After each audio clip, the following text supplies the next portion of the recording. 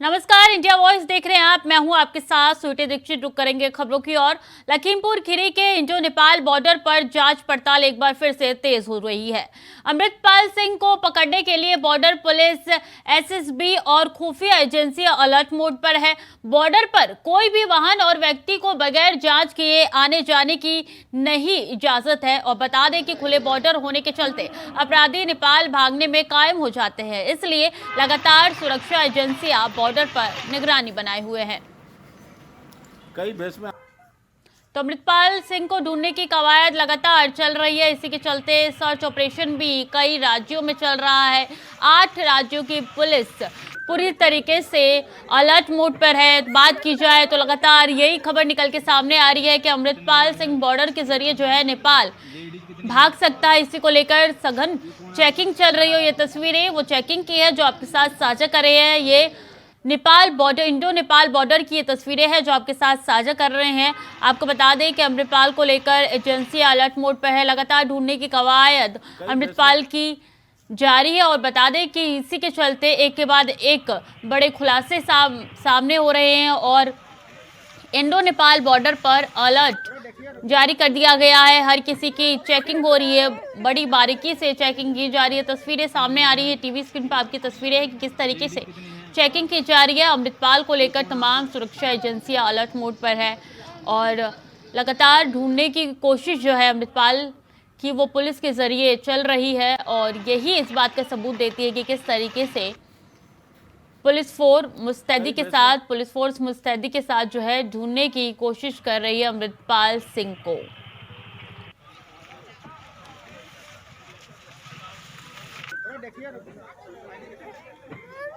तो ये तस्वीरें लखीमपुर खीरी की है, जहां की तस्वीरें आपके साथ साझा कर रहे हैं। जो नेपाल बॉर्डर पर सघन चेकिंग चल रही है, बहुत बारीकी से चेकिंग की जा रही है और एक एक व्यक्ति की हेलमेट उतार के चेकिंग की जा रही है।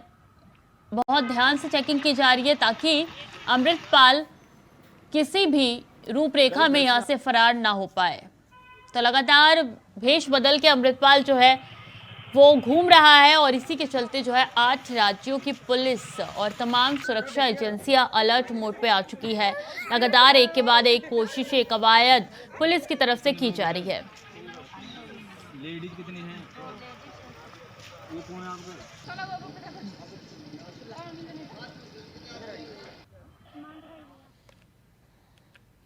और बता दें कि लखनऊ में सिविल कोर्ट में पेशी पर आया हत्या आरोपी फैजान पुलिस अभिरक्षा में तैनात सिपाहियों को चकमा देकर भाग निकला। सिपाहियों ने बंदी फैजान को काफी देर तक तलाशा। सफलता नहीं मिलने पर वजीरगंज पुलिस को सूचना दी। थाना पुलिस ने अधिकारियों को सूचना देकर पेशी में आए सिपाहियों और बंदी के खिलाफ मुकदमा दर्ज करा लिया है। साथ ही सिपाहियों के खिलाफ कार्रवाई की रिपोर्ट भेजने के साथ ही हत्या आरोपी की तलाश शुरू कर दी गई है। तो बता दें कि एक आरोपी पुलिस को चकमा देकर फरार हो गया। कोर्ट में पेशी होनी थी और इसी दौरान ये वारदात को अंजाम दिया। पुलिस के नाकों के नीचे से फरार हो गया आरोपी। बता दें वजीरगंज थाना क्षेत्र में एफआईआर दर्ज हो चुकी है और सिविल कोर्ट से फरार हुआ है कैदी। कोर्ट में पेशी के लिए जा रहे थे, उस दौरान जो है ये पूरा वाकया हुआ और पुलिस से बात करते करते धक्का देके पुलिस को भाग गया अपराधी। तो सिपाहियों फरार आरोपी के खिलाफ जो है वो एफआईआर दर्ज की गई है। पुलिस कस्टडी से फरार चल रहा है आरोपी फैजान। बता दें कई दिनों से जेल में बंद है आरोपी फैजान और आज कोर्ट में पेशी होनी थी। कोर्ट में पेशी के दौरान फैजान ने पुलिस को धक्का मारा। पहले अपने बातों में उलझाया पुलिस को, उसके बाद धक्का मारा और फिर वहां से भाग निकला। तो वजीरगंज थाने में एफआईआर दर्ज हो चुकी है और सिविल कोर्ट से फरार हुआ है कैदी। लगातार पुलिस की तरफ से ढूंढने की कोशिश की जा रही है, सर्च ऑपरेशन जारी है।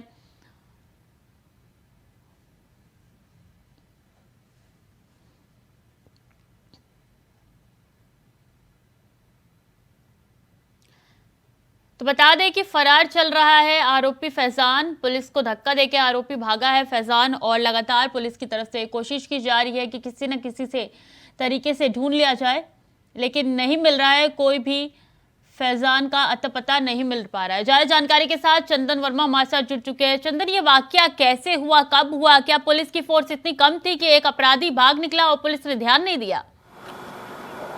देखिए स्वीटी, 2022 फरवरी में जो है मड़ियाव थाना क्षेत्र में किन्नर जोया थी, उसकी हत्या की गई थी। हत्या में जो ये मुख्य आरोपी था फैजान, ये सादतगंज का रहने वाला है। इसको 2022 में जेल भेजा गया, लेकिन कल जब इससे जो जेल से, जिला जेल से इसको सिविल कोर्ट लाया गया था, पेशी के दौरान ये पहले पेशी पे गया और पेशी पे जब ये पेशी से निकला उसके बाद इसने जो है पुलिस को चकमा दिया और चकमा देकर ये फरार हो गया। हालांकि पुलिस ने इसको काफ़ी ढूंढने की कोशिश की। जब ये नहीं मिला तो पुलिस ने लोकल जो वहाँ का जो थाना है, वजीरगंज थाना, इंस्पेक्टर को सूचना दी। मौके पर पुलिस पहुंची, पुलिस ने भी काफ़ी छानबीन की। जब नहीं मिला तो जो पुलिस के उच्च अधिकारी है उनको जानकारी इसकी दी गई। उसके बाद जो अभिरक्षा में जो 2 सिपाही लगे हुए थे उसकी सुरक्षा में, उनके खिलाफ और ये जो फैजान है इसके खिलाफ मुकदमा दर्ज करके और कई जगह तलाश जो है इसकी जारी है। जी स्वीटी, पुलिस की तरफ से क्या कुछ कहना है, कितने दिनों में पकड़ लिया जाएगा, कितनी तलाश तेजी से चल रही है और क्या कुछ जानकारी निकल के सामने आई है? देखिए, पुलिस ने इसमें मुकदमा दर्ज कर लिया और पुलिस जो है, पुलिस की कई टीमें इसमें लगी हुई हैं। जल्द ही जो है पुलिस का दावा है कि जल्द ही फैजान को जो है इसकी गिरफ्तारी की जाएगी, इसको सलाखों के पीछे भेजा जाएगा। लेकिन इससे पहले भी कई मामले देखने को मिले हैं कि पुलिस अभिरक्षा में जो लोग आते हैं वो लापरवाह टाइप के लोग हैं। कई बार देखने को मिला है कि बिना लॉकअप के उनको बिना हथकड़ी पहनाए ऐसे ही ले जा रहे हैं। लेकिन जिस तरह से ये कल मामला हुआ है तो साफ तौर पर यह जताया जा रहा है कि कहीं ना कहीं पुलिस की लापरवाही, जो उसकी सुरक्षा में जो सिपाही लगे थे उनकी लापरवाही से ये जो हत्या का आरोपी है फैजान, ये फरार हुआ और लगातार देखिए पुलिस दबिश दे रही है। इतना आसान हो गया है कि पहले पुलिस को अपने बातों में उलझाओ, उसके बाद से मौका देख के पुलिस को धक्का देके तुरंत निकल जाओ और कोई कुछ कर भी ना पाए। देखिए स्वीटी, जिस तरह से धक्का दिया और ये बातों में उलझाना, तो कहीं ना कहीं पुलिस की पूरी लापरवाही इसमें देखने को मिल रही है। अगर हथकड़ी लगी होती तो वो छुड़ा के हथकड़ी ना भागता, लेकिन कहीं ना कहीं ये पूरी जो लापरवाही है, ये पुलिस, ये जो उसकी अभिरक्षा में जो लगे हुए थे जो पुलिसकर्मी, ऐसे इनकी रिपोर्ट भी दे दी गई है उच्च अधिकारियों को। जल्द ही इनके ऊपर भी, जो अभिरक्षा में लगे थे, इनके ऊपर भी कार्रवाई हो सकती है। जी बहुत बहुत धन्यवाद चंदन तमाम जानकारियों के लिए।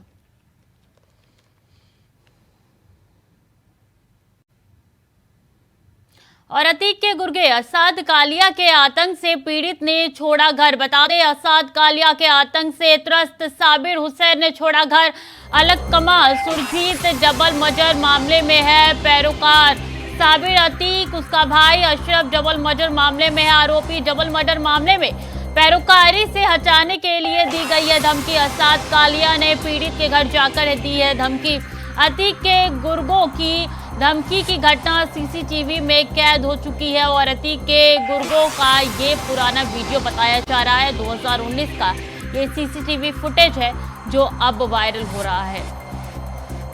तो एक के बाद एक अतीक से जुड़े कई वाक्य, कई कारनामे सामने आ रहे हैं। उसी सिलसिले में अतीक के गुर्गे की भी ये सीसीटीवी फुटेज जो है वो सामने आ रही। किस तरीके से पत्थर मारता हुआ, ईंट मारता हुआ साफ तौर पे सीसीटीवी फुटेज में नजर आ रहा है। अतीक के गुर्गे जो है 2019 का ये वीडियो है जो कि बताया जा रहा है डबल मर्डर मामले में पैरोकारी से हटाने के लिए ये धमकी दी गई थी और जाते जाते अतीक के गुर्गे ने घर पर ईंट फेंका। ये तस्वीरों में साफ तौर पे नजर आ रहा है। ये सीसीटीवी फुटेज है जो आपके साथ साझा कर रहे हैं। 2019 का ये सीसीटीवी फुटेज बताया जा रहा है।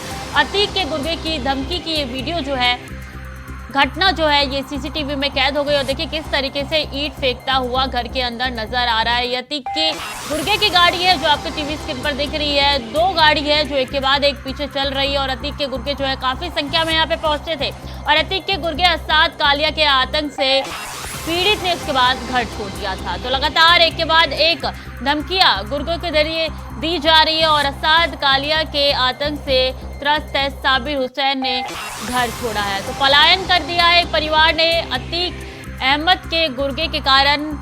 आपको बता दें, अतीक, उसका भाई अशरफ जबल मर्डर मामले में आरोपी है और उनके गुर्गों की तरफ से लगातार ये धमकाने का काम चल रहा है। डबल मर्डर मामले में पैरोकारी से हटाने के लिए धमकी दी गई थी।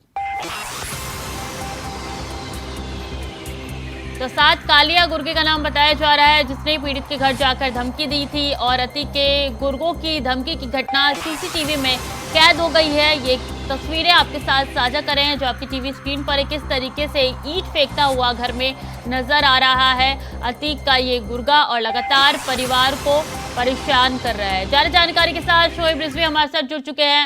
शोएब, ये 2019 का सीसीटीवी फुटेज बताया जा रहा है। बिल्कुल, ये पुराना सीसीटीवी विजुअल बताया जा रहा है, जिसमें बताया जा रहा है कि बाकायदा कुछ लोग गए हैं और बाकायदा धमका रहे हैं। इस तरह की चीजें विजुअल में दिखाई दे रही है। तो ये कह सकते हैं कि ये पुराना वीडियो जरूर है, लेकिन इससे ये कहीं ना कहीं अंदाजा लग सकता है कि किस तरह से डराया धमकाया गया और दबाव बनाया गया और उसकी वजह से उसको घर छोड़ना पड़ा। तो ये सीसीटीवी हालांकि पुराना है, 2019 का बताया जा रहा है, लेकिन इससे कहीं ना कहीं ये चीजें साफ दिख रही है कि किस तरह से दबंग तरीके से बाकायदा गाड़ियों में पहुंचे लोग और उसको धमकाया गया। बताया जा रहा है कि ये एक मामले में हत्या से जुड़ा एक मामला था, जिसमें ये पैरवी कर रहा था और इसी पैरवी से नाराज होकर के उसको इस तरह से धमकाया गया। बाकायदा उसके जो गुर्गे हैं वो वहां पर पहुंचे उसके घर पर और बाकायदा उसको धमकी दी। तो ये सीसीटीवी पुराना सीसीटीवी जरूर अब चर्चा में बना हुआ है कि किस तरह से अपने लोगों के जरिए किसी को भी धमकी देना या डराने का काम किया करते थे। तो उसका एक तरह से ये सबूत है जो इस सीसीटीवी में दिख रहा है। हालांकि ये पुराना वीडियो है, 2019 का बताया जा रहा है और कहीं ना कहीं वो जो परिवार है वो इससे काफी दुखी था और उसने घर तक छोड़ दिया।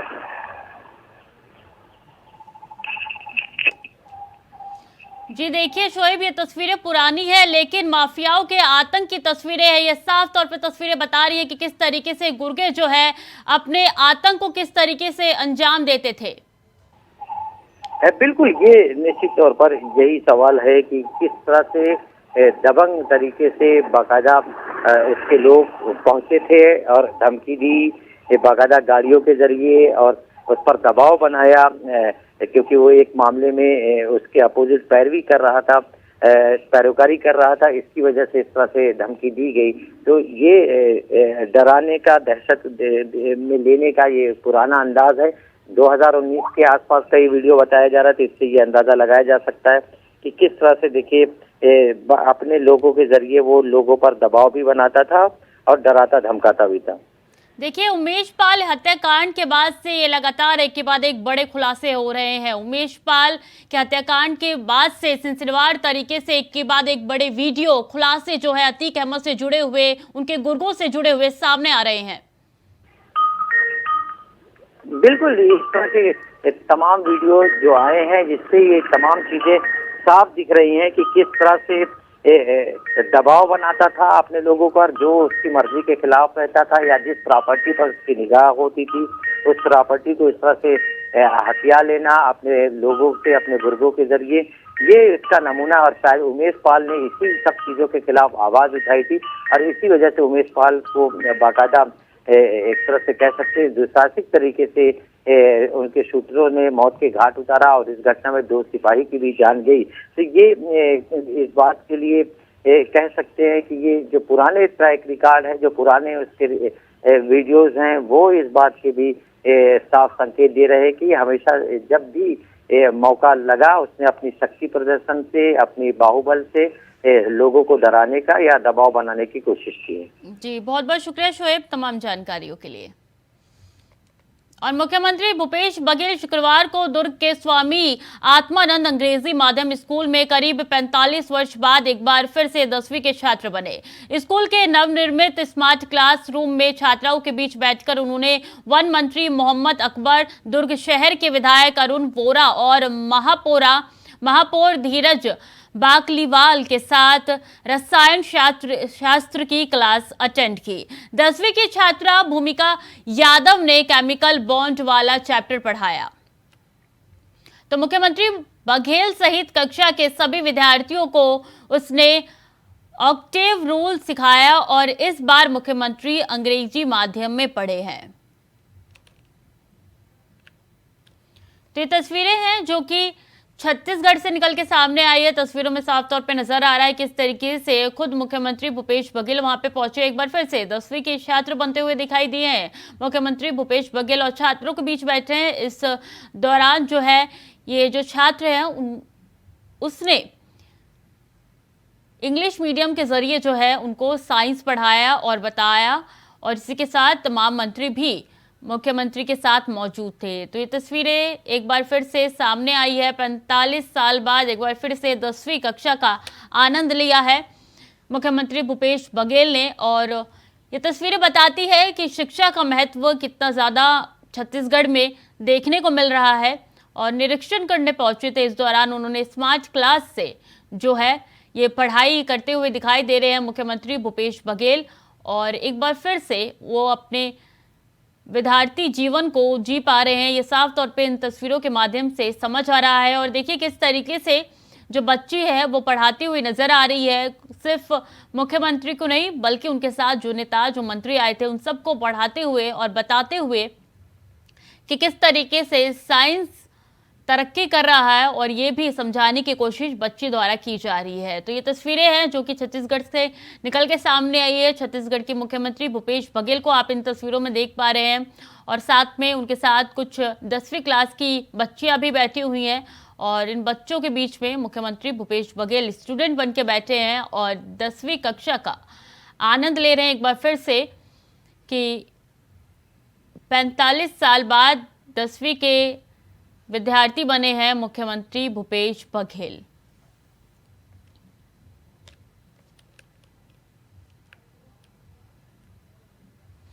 जारी जानकारी के साथ मनोज शुक्ला हमारे साथ जुड़ चुके हैं। मनोज, ये तस्वीरें यही बताती हैं कि एक बार फिर से 10वीं कक्षा के स्टूडेंट बने हैं खुद मुख्यमंत्री। जी, आपको बता दें मुख्यमंत्री भूपेश बघेल 45 साल बाद 10वीं कक्षा के छात्र बने हैं।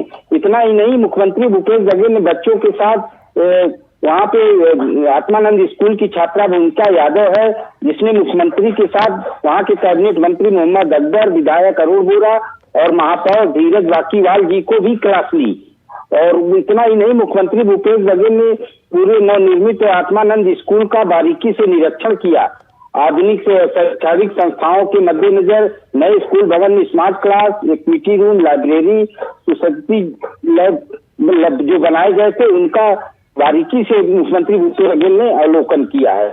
और ये स्कूल लगभग 1 करोड़ 75 लाख रुपए की लागत से ये स्कूल बनाए जा रहे हैं। ये लगभग छत्तीसगढ़ के समस्त जिलों में बनाए जा रहे हैं। जी, एक बार फिर से स्टूडेंट बनते हुए नजर आ रहे हैं, इंग्लिश मीडियम से इस बार पढ़ाई करते हुए नजर आ रहे हैं मुख्यमंत्री भूपेश बघेल। इनके साथ और कौन से मंत्री मौजूद थे कक्षा में? जी, ये इनके साथ मुख्यमंत्री भूपेश बघेल के साथ वन मंत्री मोहम्मद अकबर है जो वहाँ के प्रभारी मंत्री भी दिल्ली हैं। उनके साथ स्थानीय विधायक थे अरुण बोरा जी, वो भी मौजूद थे, और साथ ही वहाँ के महापौर धीरज वाकीवाल जी भी क्लास लिए। जी मनोज, बहुत बहुत धन्यवाद आपका तमाम जानकारियों के लिए। और मुख्यमंत्री अरविंद केजरीवाल ने दिल्ली के ईस्ट विनोद नगर में नई स्कूल बिल्डिंग का शिलान्यास किया। वहीं इस दौरान उन्होंने अपनी सरकार की उपलब्धियां गिनाते हुए बीजेपी और कांग्रेस की सरकार पर तंज कसा।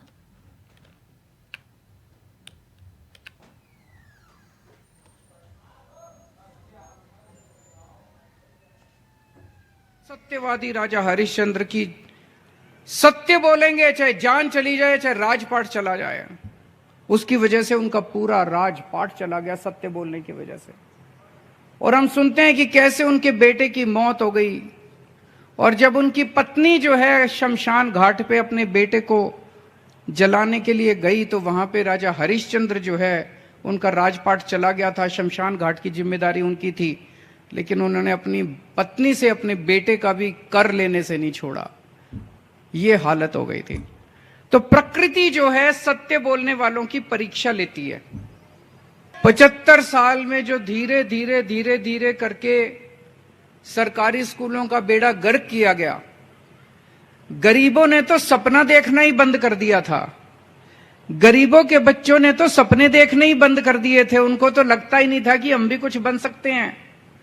जिस शख्स ने, पता नहीं, कुदरत कहते हैं ना, समय एक जैसा नहीं रहता। समय बदलता है, तो अपने देश का भी ये समय बदल रहा था। देश की किस्मत थी कि मनीष सिसोदिया जैसा शख्स आया और उसने दिल्ली के अंदर ये शिक्षा क्रांति करके दिखाई।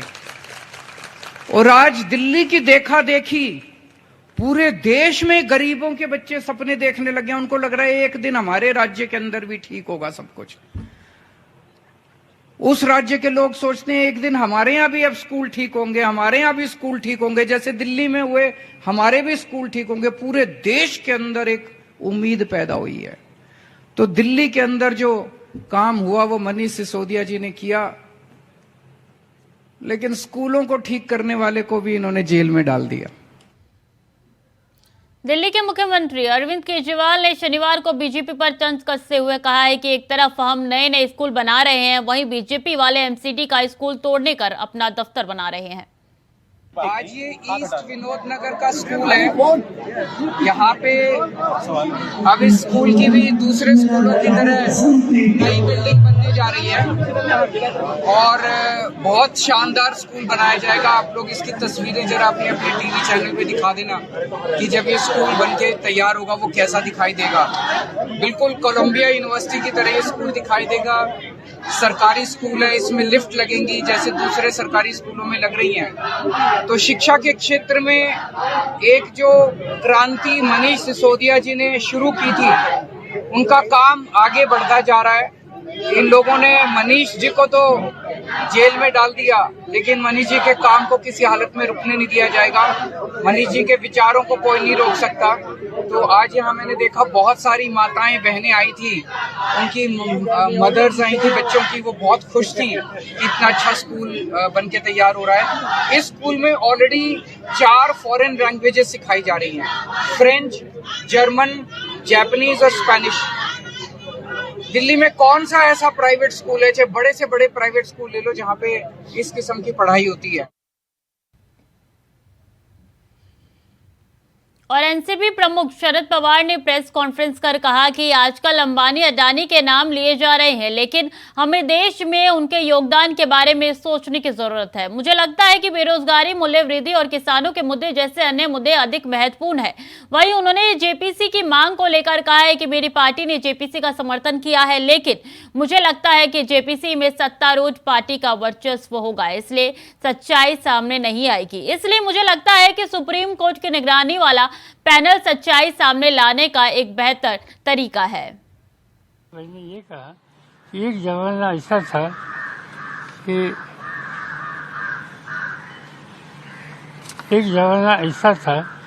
कि उस जमाने में हम हमेशा रूलिंग पार्टी पर क्रिटिसिज्म करना हो तो टाटा बिरला पर हम क्रिटिसिज्म करते थे। आजकल टाटा बिरला का नाम लेते नहीं। और दूसरा देशवासी को ये पता लगा है, अंदाजा है कि टाटा का भी देश में कॉन्ट्रीब्यूशन है, इसलिए आजकल अडानी अंबानी नाम लेते हैं। तो उनका कॉन्ट्रीब्यूशन क्या है कि इसमें इस बारे में सोचने की आवश्यकता है। दूसरी बात, आज मुझे लगता है कि हमारे सामने दूसरे इशू ज़्यादा इम्पोर्टेंट है। एक अनएम्प्लॉयमेंट, दूसरा प्राइस राइज और तीसरा फार्मर्स, किसानों की समस्या। ये 3 मेजर इशू आज देश के सभी लोगों के सामने है। इस बारे में अपोजिशन के नाते से हमें ध्यान देना पड़ेगा, हम देंगे। और इससे ज़्यादा इस इशू पर कोई बोलने की आवश्यकता है ऐसे मुझे लगता है। मैंने कोई खास बात की ऐसी नहीं है। मेरा इतना ही कहना है कि जेपीसी की दीवार हमारे सब अपोजिशन के साथियों ने की, ये बात सच है। हमारे पार्टी के भी प्रतिनिधि उस मीटिंग के थे, ये भी बात सच है।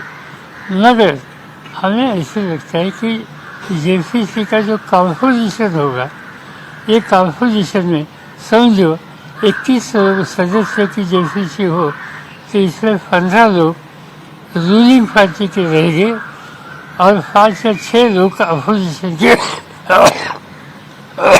रहेंगे। तो जहाँ ओवरवेलमिंग मेजॉरिटी रूलिंग पार्टी की है, वहाँ देश के सामने सच्चाई क्या है, वो कहाँ तक आएगी, इस बारे में कोई भी आशंका पैदा कर सकता है। और इसलिए हमारा कहना ये है कि इससे दूसरा एक अल्टरनेटिव सुप्रीम कोर्ट ने दिया है, वो खुद कमिटी अपॉइंट करना चाहते हैं, की उन्होंने, तो शायद इसकी क्रेडिबिलिटी वो ज़्यादा रहे। तो फिलहाल के लिए बुलेटिन में इतना ही। खबरें लगातार जारी है, बने रहिए इंडिया वॉइस के साथ।